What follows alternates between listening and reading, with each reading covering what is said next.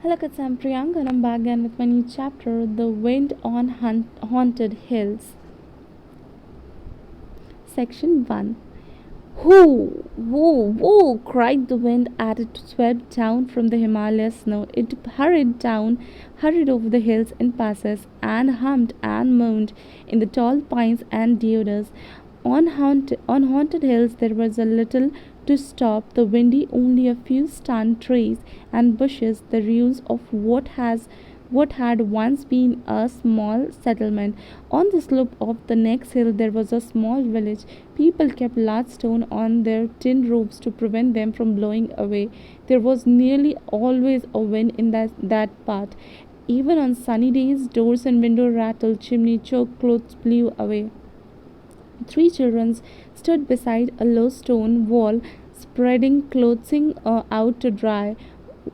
On each garment they placed a rock. Even they the clothes fluttered like a flag and pennants. Usha, dark haired and rose cheeked, struggled with her grandfather's long loose shirt. She was 11 or 12. Her younger brother Suresh was doing his best to hold down the bedsheet with Binya. A slight older girl, Usha friend and neighbor, was handing them the clothes one at a time. Once they are sure everything was on the wall firmly held down by rocks, they climbed to the flat stones and sat there for a while in the wind and the sun, staring across the field and ruins on Haunted Hill. I must go to bazaar today, said Usha. I wish I could come too, said Binya. But I have to help with the cows and the housework. Mother isn't well.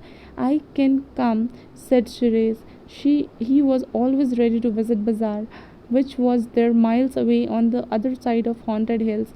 No, you can't, said Usha. You must help grandfather chop wood. Their grandfather was in an army posted in a distant part of the country, and Suresh and his grandmother was the only men in the house.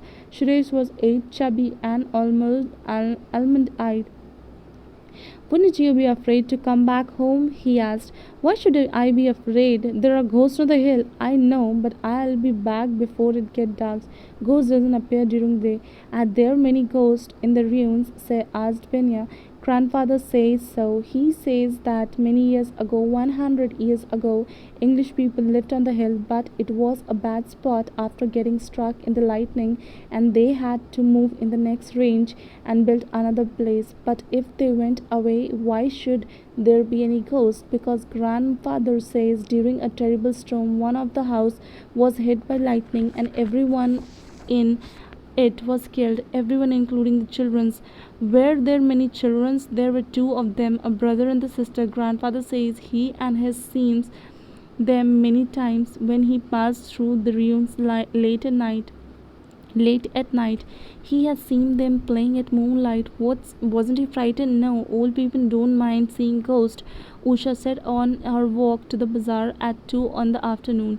It was about an hour walk. She went through the field, now turning yellow with flowering mustard, and then along the saddle to the hill and up to the ruins. The path went straight through the ruins. Usha knew it well. She had often taken it while going to the bazaar to do the weekly shopping, or to see her aunt who lived in town. Wildflowers grew in the crumbling walls. A wild plum where tree grew straight out of the floor of what had once been a large hall.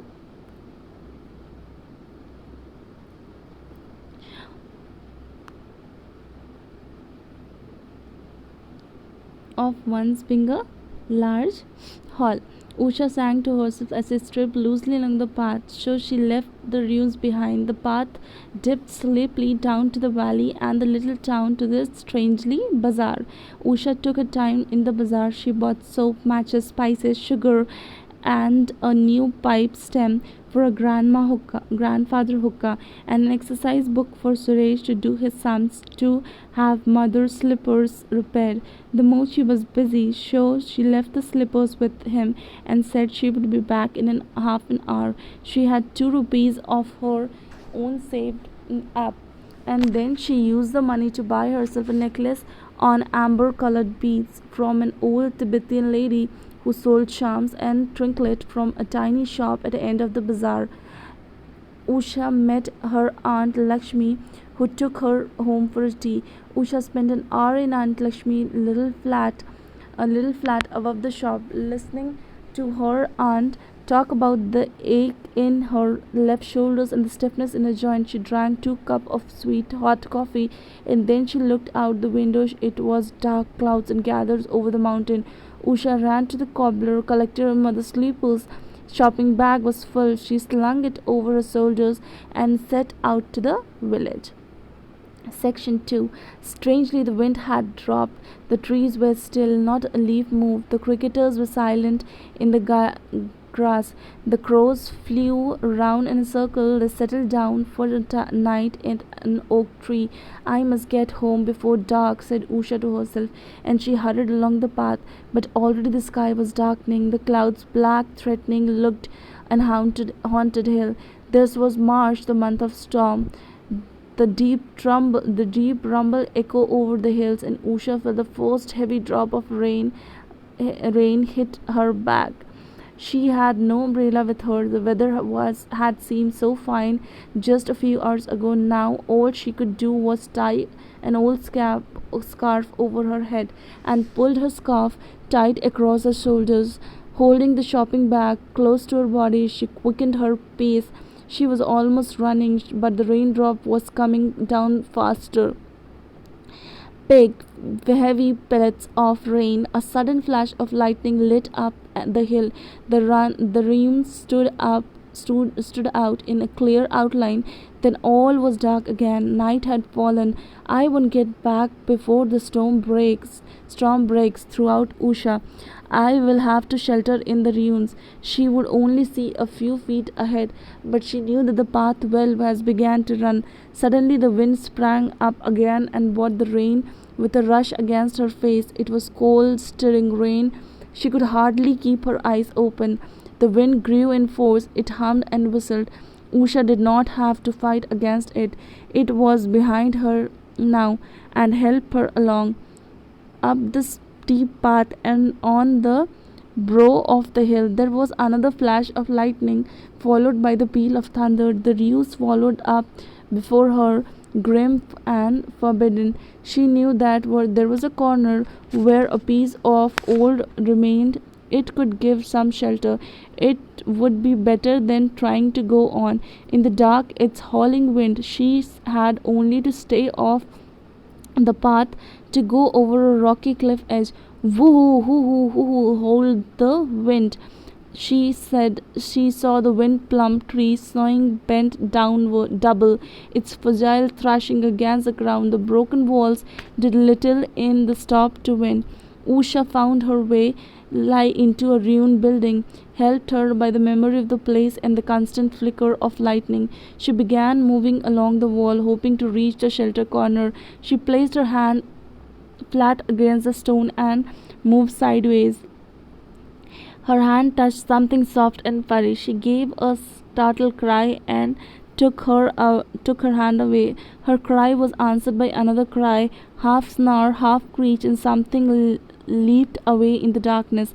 It was only a wildcat. Usha realized that this when she heard it. The cat lived the ruins and she had often seen it, but the moment she had been very frightened. Now she moved quickly along the walls until she heard the rain drumming on the remnant of the tin roof. Owns under the crouching in the corner, she found some shelter from the wind and the rain. Above her, the tin sheet grows and clatters as if they would sail away any moment, but they were held down by solid branches of straggling old oak tree. Usha remembered that across their empty room stood an old fireplace, and that there might be some shelters under the blocked up chimney. Perhaps it would be drier than it was in the corner, but she would not attempt to find it just now. She might lose her way altogether. Her clothes were soaked, and water streamed down from her long back hair to from the puddle at her feet. She stamped her feet to keep them warm. She thought she heard a faint cry. Was it the cat again or an owl? But the sound of the storm blotted out all the other sound. There had been no time to think of ghosts, but now that she was in one place without any plans of venturing out again, she remembered grandfather's story about the lightning blasted rain. She hoped and prayed that lightning would not strike her as she sheltered here. Thunder bloomed over the hills and the lightning came quicker, now only a few seconds between each burst of lightning. Then there was a bigger flash than almost, and a second or two entire ruin was lit up. A streak of blue sizzled along the floor of a building, and at one end and at the another. Usha was starting straight ahead. At the opposite wall was lit up. She saw crouching in the dispaced fireplace two small figures. They could only have been children's. The ghostly figures looked up, starting back at Usha, and then everything was dark again. Section 3. Usha's heart was in her mouth. She had seen without a shadow of a doubt two ghost creatures at the other side of the room. She wasn't going to remain in that ruined building in a minute longer. She ran out of the corner, ran towards a big gap of the wall through which she had entered. She was halfway across the open space when someone fell against her. She stumped, got up, and again bumped into something. She gave a frightening scream. Someone else screamed, and then there was a shout, a boy's shout, and Usha instantly recognized the voice. Suresh? Usha? Binya? It's me, it's us. They fell into each other's arms, so surprised and relieved that all they could do was laugh and giggle and repeat each other's name. The Usha said, I thought you were ghosts. We thought you were ghosts, said Suresh. Come back under the roof, said Usha. They huddled together in the corner, chatting excitedly. When it grew dark, we came looking for you, said Binya, and then the storm broke. Shall we run back together, sighed Usha. I don't want to stay here any longer. We'll have to wait, said Binya. The path had fallen away at one place. It won't be safe in the dark in all this rain. Then we may have to wait till morning, said Suresh. I'm feeling hungry. The winds and the rain continued, and so did the thunder and the lightning. But they did not afraid now. They gave each other warmth and confidence. Even the ruins did not seem so forbidden. After an hour, the rain stopped, and although the wind continued to blow, it was now taking the clouds away, so that the thunder grew more distinct. Then the wind too moved, and all was silent. Towards the dawn, a whistling thrush began to sing. Its sweet broken notes flooded at the rain washed ruins with music. Let's go, said Usha. Come on, said Suresh. I'm hungry. As it grew lighter, they saw the plum tree stood upright again, although it had lost all its blossom. They stood outside the ruins on the brow of the hills, watching the sky grow pink. The light breeze had sprung up. When they were some distance from the ruins, Usha looked back and said, "Can you see something there behind the walls? It's like a hand waving." "I can't see anything," said Suresh. "It's just the top of the palm tree," said Binya. There were on the path leading across the saddle of the hill. "Goodbye, goodbye," voice of wind. "Who said goodbye?" asked Usha. "Not I," said Suresh. "Not I," said Binya. "I heard someone calling." "It's not the wind." Usha looked back at the ruins. The sun had come up and was touching the floor of the walls. The leaves of the palm tree shone. The thrushes sat there singing. "Come on," said Suresh. "I'm hungry. Goodbye, goodbye, goodbye." Usha heard them calling again. Or was it just the wind? Thank you.